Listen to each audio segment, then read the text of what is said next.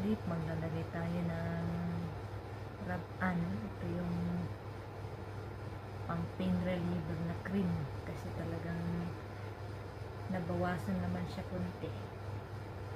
Kaya maglalagay ulit ako. Sana gumaling na siya.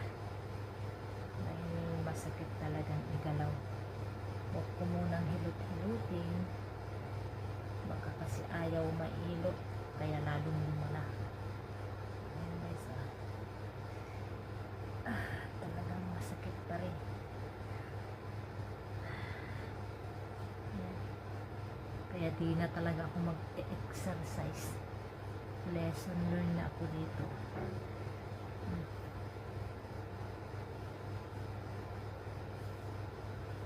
Ayan guys.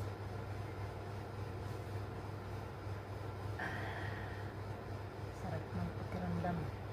Ang init. Linalabanan na yung